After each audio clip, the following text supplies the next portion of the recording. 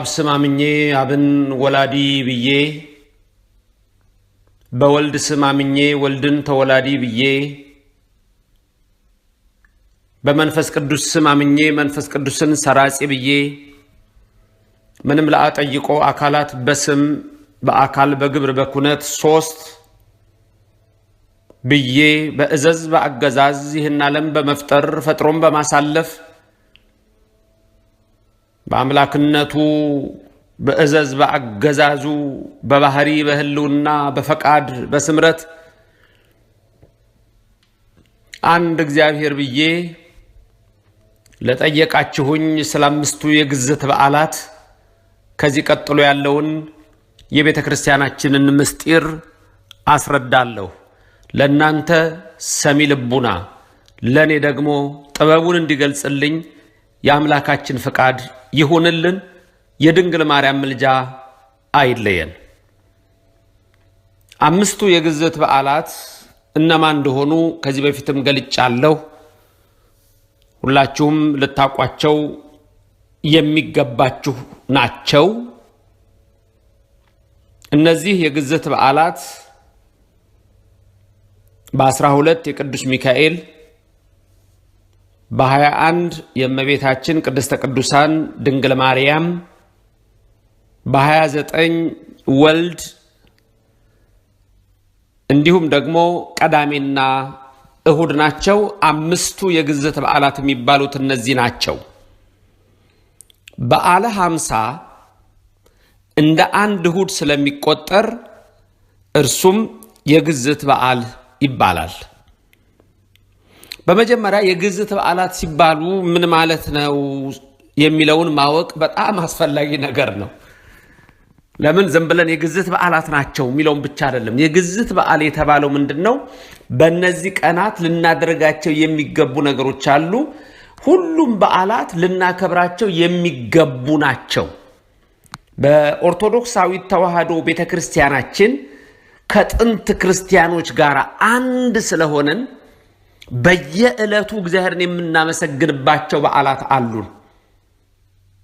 እነዚህ አንድ በዓላት ብቻ ሳይሆኑ ተደራራቢ የሆኑ በየዕለቱ ተደራራቢ የሆኑ በዓላት አሉ። ዛሬ የማስተምርበትን ቀን ወስዳችሁ ስንክሳር ላይ ብታዩ ወይም በግጻዌው ላይ ብትመረምሩ በየዕለቱ እጅግ ተደራራቢ የሆኑ በዓላት አሉ። እግዚአብሔር የተመሰገነ ይሁን። እንዲህ ማለት ግን ምንም አልሰራም ብሎ እጅግርን አጣምሮ የመቀመጥ ሳይሆን በተለይ እነዚህ አምስት የግዝት በዓላት የታወቁ ሆነው እንደገና ደግሞ ታላላቅ በዓላት አሉ ሁልጊዜ።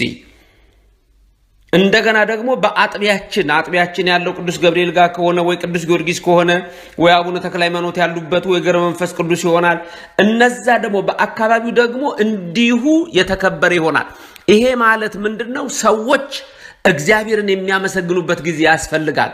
ለስጋ ሲሮጥ፣ ለዓለም ሲሮጥ፣ ዝም ብሎ ለዓለም ክስረት ሲሮጥ እነዚህ ሁሉ መረጋጋት ያስፈልጋቸዋል።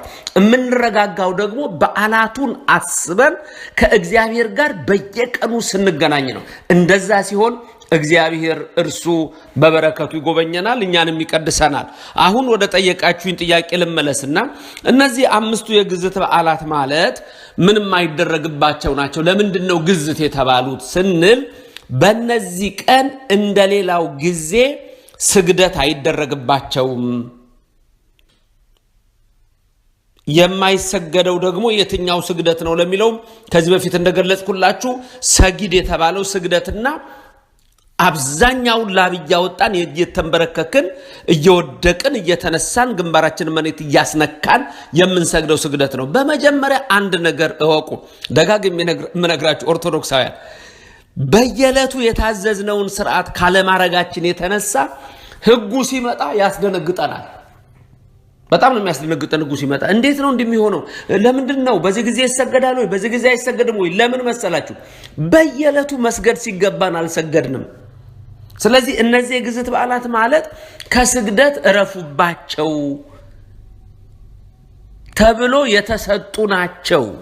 የተመረጡበትም ደግሞ ምክንያት አለው። የሰው ልጅ ለምን መሰላችሁ ክርስቲያኖች ሕይወታቸው በጠቅላላ ከእግዚአብሔር ጋር የተገናኘ ነው። በየዕለቱ ስግደት አለ፣ በየዕለቱ ጸሎት አለ፣ በየዕለቱ የተወሰነ ጸሎት አለ።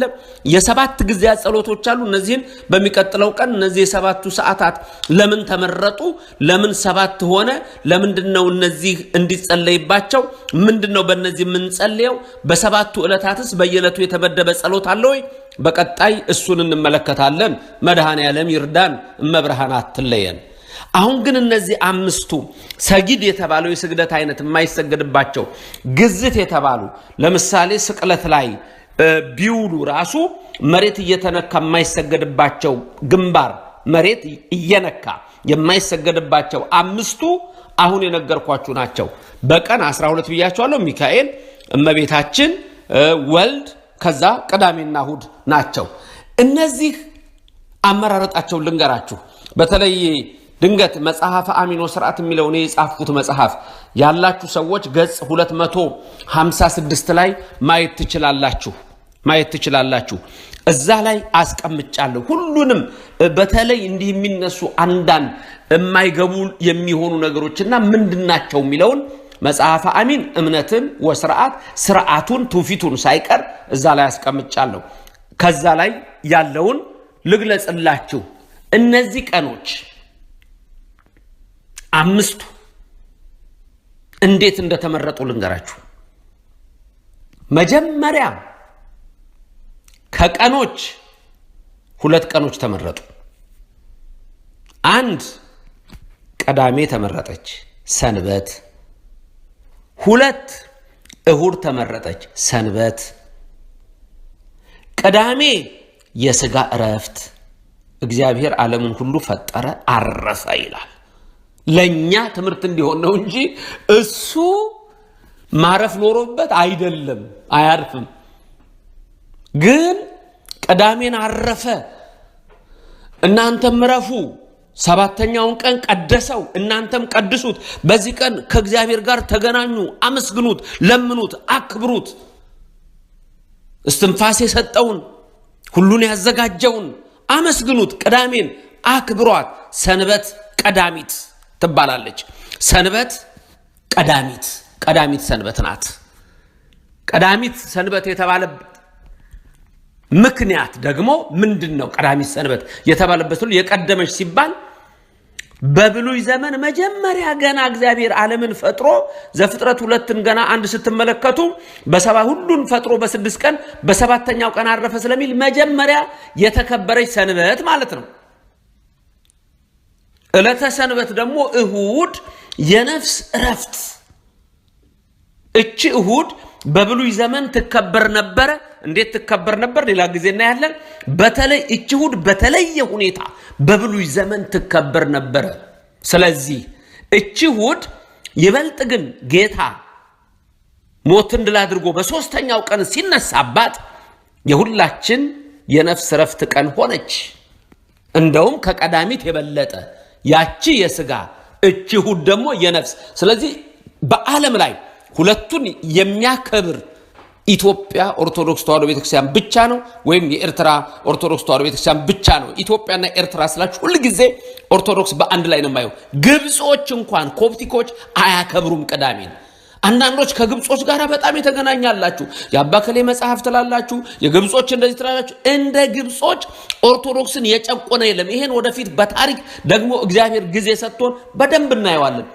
የኦርቶዶክስ ተዋሕዶ እምነታችን ከነሱ ጋር እንኳን እነሱ በብሉይ ዘመን በጣዖት አምልኮ በተቀረጸ ድንጋይ በለዘበ እንጨት በቀለጠ ወርቅና ብር ይሰግዱ ነበር። ኢትዮጵያ ግን እግዚአብሔርን ያመልኩ ነበር ኢትዮጵያውያን።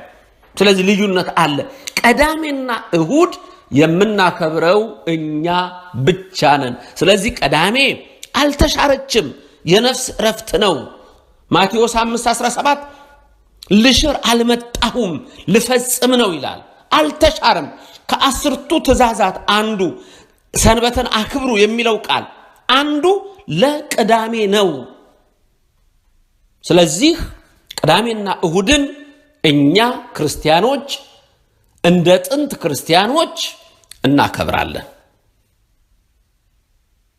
ስለዚህ ከዕለታት ልብ በሉ ቅዳሜና እሁድ ተመረጡ። ለዚህ ነው የተመረጡት። ለምን? ከድህነት ጋር ግንኙነት አላቸው። እረፍት። ስለዚህ አረፈ፣ ነፍስ አረፈች። ስለዚህ እናንተም ከስግደት ረፉና ድህነታችሁን አስቡ። ልክ ድህነትን ነው የምናስበው። ድህነትን ስለምናስብ፣ እረፍትን ስለምናስብ ከዚህ የተነሳ ቅዳሜና እሁድ ተመረጡ። ቅዱስ ሚካኤል ደግሞ ከመላእክት ተመረጠ። ከዕለታት ማን ተመረጠ? ቅዳሜና እሁድ። ከመላእክት ወገን ደግሞ እልፍ አላፋት መላእክት አሉ። እናንተ በስም ታውቋቸው እንኳን ብዙ አሉ። 7ቱ ሊቃነ መላእክት የሚባሉ ብዙ አሉ። ሄኖክ ያያቸው መላእክት ብዙ አሉ። ዮሐንስ የተመለከታቸው ብዙ አሉ። እልፍ አላፋት መላእክት አሉ። ቁጥር የላቸውም፣ ረቂቃን ናቸው። ከነዛ ሁሉ ግን ሚካኤል ተመረጠ። ሊቀ መላእክት ነው። የመላእክት ሁሉ አለቃ ነው። ሚካኤል ተመረጠ። ሌላው ሚካኤል ሲመረጥ ድንገት አንዳንዶች ገብርኤልን አጥቢያችሁ ስለሆነ እንዴት ገብርኤል ሳይመረጥ ብላችሁ እንደ ምርጫ እንዳታስቡት። ምክንያቱም አንዳንዴ ስጋዊ ነገር ታስባላችሁ። በሃይማኖት ውስጥ ራሱ ስጋዊ ነገር እናስባለን። ወይ ገብርኤል ይከፋ ይሆን እንዴ? ወይም ደግሞ እንደ ቅዱስ ጊዮርጊስ አደራሰል ወይ ተክልዬ ይከፋቸው እንዴ? ተክልዬ ወይ ገብረ መንፈስ ቅዱስ ወይ አቡነ አረጋዊን ሳልጠራ እኛ አካባቢ ሳቸው እግዚአብሔር ቅር አይለውም። ቅዱሳን እግዚአብሔርን መስለውታልና ቅር አይላቸውም። እናንተ በራሳችሁ የሥጋ ነገር አትፍጠሩ፣ ግድ የለም እወቁት፣ ምንም ችግር የለም። ሚካኤል ተከበረ፣ ገብርኤል ደስ ይለዋል። ገብርኤል ተከበረ፣ ኡራኤል ደስ ይለዋል። ኡራኤል ተከበረ፣ ራጉኤል ደስ ይለዋል። ራጉኤል ተከበረ፣ ሩፋኤል ደስ ይለዋል። ሩፋኤል ተከበረ፣ ሳቁኤል ደስ ይለዋል። ሳቁኤል ተከበረ፣ አናንኤል ደስ ይለዋል።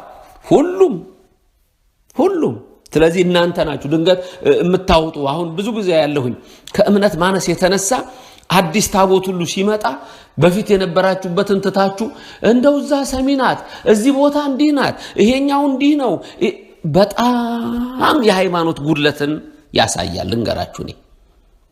ልንገራችሁ እግዚአብሔር ያደረገበትን ጉኒው እንግዲህ ለማንኛውም ሚካኤል ከመላእክት ተመረጠ። የስሙ ትርጉም ልንገራችሁ። ሚካ እጹብ ድንቅ ግሩም ማለት ይሆናል። ሚካ ኤል እግዚአብሔር ማለት ነው። ግሩም እግዚአብሔር፣ እጹም እግዚአብሔር፣ ድንቅ እግዚአብሔር ይለዋል። ሚካኤል መኑ ከማከ ማለት ነው። እንዳንተ ያለ ማን ነው ማለት ነው። የስሙ ትርጉም ኢየሱስ ነው። እንዳንተ ያለ ማን ነው የተባለው በቀራንዮ አደባባይ ሁላችንን እነሆ ተሰቅሎ ያዳንን እሱ ነው። እርግጥ ገብርኤል ማለት እንዳልኳችሁ ገብርኤል ሊቃነ መላእክት አንዱ ነው። የአርባብ አለቃ ነው። ገብር ማለት ሰው ነው። ኤል ማለት እግዚአብሔር ነው። ሰው የሆነ አምላክ ማለት ነው። ናቡከደነጾር በትንቢተ ዳንኤል ምዕራፍ 3 ላይ አናንያ፣ አዛሪያ፣ ሚሳኤልን በ49 ክንድ በሚነድ እሳት ውስጥ ጨምሮ በሰገነቱ ላይ ሆኖ ሲመለከት ሶስቱን ሰዎች ጥሎ ሲሞቱ ለማየት ነበረ። ሰዎቹ ግን ሰንሰለታቸው ተፈቶ የፀጉራቸው ዘለላ እንኳን አንዷ ሳትነካ በእሳት ባህር ውስጥ ይመላለሳሉ። ሌላ አንድ ሰው አለ። ንጉሱ ደንግጦ ናቡከደነጾር ስንት ሰው ነው የጣልነው አለ። 3 ሰው ነው አሉት። እሱ ግን የሚታየው 4 ሰው ነው። እንደውም አንድ ቃል ተናገረ ይላል። ወገጹ ለራብአይ ይመስል ከመወልደ እግዚአብሔር አለ። የአንዱ መልክ ደግሞ የአምላክን ልጅ ይመስላል ብሎ ገብርኤልን አይቶ ተናገረ። የስሙ ትርጉም ይሄ ነው። ሊቃነ መላእክት ሚካኤል ግን ተመርጦ የሆነበትን ልንገራችሁ። እስራኤልን ከግብፅ ሲወጡ በዘጸአት 23:20 መልአኬን እልካለሁ ተብሎ ሚካኤል ተልኮላቸው በ7 ደመና ተጋርደው እየተመሩ ቀይ ባህርን ተሻግረው 7ቱን እነሆ ነገስታት ድል መተው ማርና ወተት ወደምታፈሰው ከነዓን ሲገቡ መሪው ሚካኤል ነው። መጋቤ ብሉይ ይባላል። ስለዚህ ያ ምሳሌ ለኔና ለናንተ ከሲኦል የመውጣት የሲኦልን ባህር ተሻግሮ ገነት መንግስተ ሰማያት የመግባት ህይወት ነበረ። ብርሃነ ዓለም ቅዱስ ጳውሎስ በዕብራውያን መልእክቱ ምዕራፍ 1 ቁጥር 1 ላይ እንደሚነግረን እግዚአብሔር ለአባቶቻችን በብዙ ህብርና በብዙ ምሳሌ ከነገራቸው በኋላ ሁሉን ወራሽ ባደረገበት በልጁ ለኛ ደግሞ በመጨረሻው ዘመን ተናገረን እንዳለ ያ መጋቤ ብሉይ ቅዱስ ሚካኤል ከግብጽ ባርነት አውጥቶ ወደ ከነዓን እንደከተታቸው ቀይ ባህርን እንደተሻገሩ ዛሬም እኛ ከሲኦል ወጥተን እነሆ የቀይ ባህርን እሳት ተሻግረን ከነዓን የገባነው መኑ ከማከ በተባለው በድንግል ልጅ በአብ ልጅ በኢየሱስ ክርስቶስ ነውና ሚካኤል ከመላእክት የተመረጠው ለዚህ ነው። ያቺ ከነዓን መግባት እንደረፍት ናትና ዛሬ ከነዓን ገብታችኋል፣ ገነት ገብታችኋልና መታሰቢያ ስለሆነ ግንባራችሁን መሬት አስነክታችሁ አትስገዱበት ዛሬ ተባለ። ትላንት ሰግደሃል ማለት ነው። ከትላንት ወዲያ ሰግደሻል ማለት ነው። ዛሬ ግን ሚካኤል አትስገዱ። ስግደት በየቀኑ ነው። እሱ ስለጎደለ ነው ሰዎች ይሄንን የማያውቁትና ሊቀ መላእክት ሚካኤል የተመረጠው ለዚህ ነው። ከመላእክት ማ ተመረጠ? ቅዱስ ሚካኤል ክንፉ ይጋርዳችሁ፣ ክፉ አይንካችሁ፣ የባህራን የሞት ደብዳቤ ለወጠ ይለውጥላችሁ፣ አፎሚያን ከዲያብሎስ ያድናችሁ። ሚካኤል ሆይ አሁን እየሰሙኝ ያሉትን ሁሉ በክንፍ ጋርድልኝ፣ እኔንም አትለየኝ። ከቀናት ቅዳሜና እሑድ ከመላእክት ሚካኤል ስንቶኑ የማይሰገዱባቸው ቀኖች የግዝት በዓል የተባሉት 3 1 ቅዳሜ 2 እሑድ 3 ሚካኤል አራተኛ እመቤታችን። እቺ ደግሞ ከማወገን ተመረጠች። ሚካኤል ከመላእክት ከሰው ልጆች ወገን ደግሞ እመብርሃን ቅድስት ድንግል ማርያም ወላዲተ አምላክ ምሊተ ክብር ምሊተ ውዳሴ መዝገበ ጸሎት አቁራሪተ መዓት ሰዓሊተ ምሕረት እማምላክ ወላዲተ አምላክ ንጽሕት ጽንዕት ንጽሕት ቅድስት ክብርት ጽንዕት የሆነች እመቤታችን ተመረጠች። በረከቷ ይደርብን፣ እኔንም ባሪያዋን እናንተንም በምልጃዋ ለዘላለም በመንግስተ ሰማያት ያኖረን ልጇ ወዳጇ እመቤታችን ከሰው ወገን ተመርጣለች። እመቤታችን ሲባል በቃ ምን ይታያችሁ መሰላችሁ? መዳናችሁ ይታያችሁ። ገና ስታዩት መዳናችሁ ይታያችሁ። ነቢያት ከሩቅ አይተው አይደል እንዴ እመቤታችንን ያዩዋት? ኢሳይያስ አሰምቶ ጮሆ ተናገረ አይደል ያለው? አባ ኤፍሬም ሶሪያዊ ቅዱስ ሶሪያዊ ለባሃዊ የሆነው ኤፍሬም ምንድነው ያለው? እግዚአብሔር ለኢሳይያስ የአማኑኤልን ምስጢር ገለጠለት ሲላችሁ እኮ አሰምቶ ተናገረ ሲል እኮ የሚያየው እመቤታችንን ስለነበረ በምዕራፍ 7 ቁጥር 14 ላይ ምን አለ? እግዚአብሔር ራሱ ምልክት ይሰጣችኋል ትድናላችሁ አለና ድንግል ማርያም በድንግልና ጸንሳ ልጇን አማኑኤል ስትለው ብሎ የአማኑኤልን ምስጢር ነገረን። እግዚአብሔር ከኛ ጋር ነው ብሎ ይላል። ክብርና ምስጋና ለእግዚአብሔር ይድረሰው። ስለዚህ እቺ እመቤታችን ከሰው ልጆች ወገን ሁሉ ተመርጣለች። በነገራችን ላይ መላእክትም ቢሆኑ ከእመቤታችን በታች ናቸው። ይሄን ታውቃላችሁ። የእመቤታችን ቦታዋ የት ነው ብሎ የሚጠይቅ ካለ ከፍጡራን ሁሉ በላይ ነች። መላእክትም ፍጡራን ናቸው። ከነ ሚካኤል ከነ ገብርኤል በላይ ነች እመቤታችን። ክብሯ ከሱራፌል በላይ ነው። ግርማዋ እነሆ ከዛ በላይ ነው። ቅዱሳን የተባሉት ጳጳሳት ከሰው ወገን እንኳን እነዛ እነሆ እግዚአብሔር የመረጣቸው ሐዋርያት እነዛ ታላላቆቹ እነ አትናቴዎስ እነ ቄርሎስ እነ ዲዮስቆሮስ እንኳን ሊቃነ ጳጳሳት እንደሷ ያለ ክብር የላቸውም። አንቺ ከሊቃነ ጳጳሳት ትበልጫለሽ ይላታል። ከነዛ ከቅዱሳኑ ሁሉ ትበልጫለሽ ይላታል። ከሰው ወገን እመቤታችን ልዩ ነች። ልዩ ነሽ አይደል ያለው ገብርኤል? ልዩ ነሽ አይደል ያለቻት ኤልሳቤጥ? ኧረ ልዩ ነች። ልዩ ያረጋት እግዚአብሔር ነው። እዚህ ውስጥ እከራከራለሁ የምትል አንተ የሰይጣን ወዳጅ ተጠንቀቅ፣ ንስሐም ግባ፣ ከአምላክም እናት አትጣላ። ምን አደረገችህ? የሚገርመኝ እኮ ምን አደረገችህ? እሱን ሌላ ጊዜ እመለስበታለሁ። ብቻ ድንገት በሌላ እምነት ያላችሁ ይህን ትምህርት የምትሰሙ አስተውሉ፣ ማስተዋሉን የሚስጣችሁ። አዎ ከሰው ወገን እመቤታችን ተመረጠች፣ ድህነት ናት።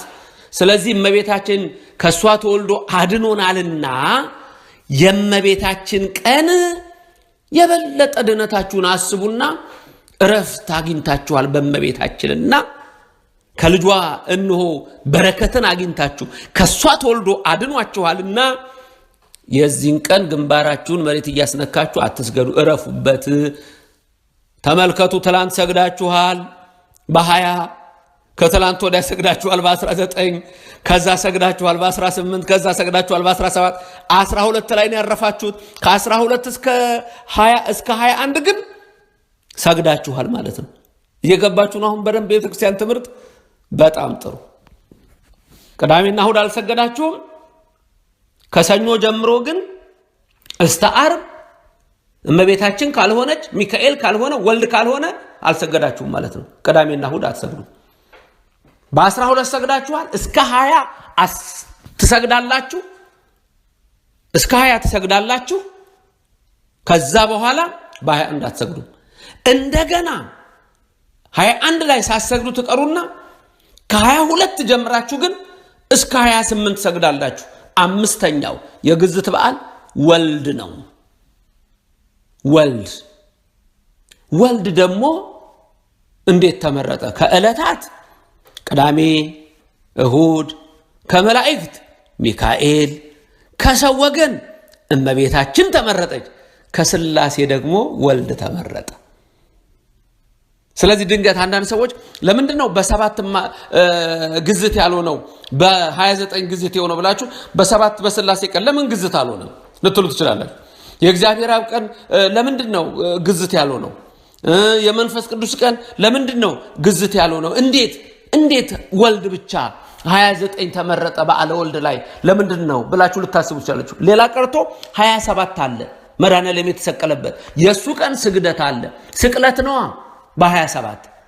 በ29 ግን ምንድነው ካላችሁኝ ልንገራችሁ ሁለት ነገር። በ29 አንድ ከስላሴ ተመርጧል ወልድ። ለምን በ29 የተጸነሰባት ሞትን ድል አድርጎ የተነሳባት ይልቁንም ሞትን ድል አድርጎ የተነሳባት ዕለቲቱ 29 ነች።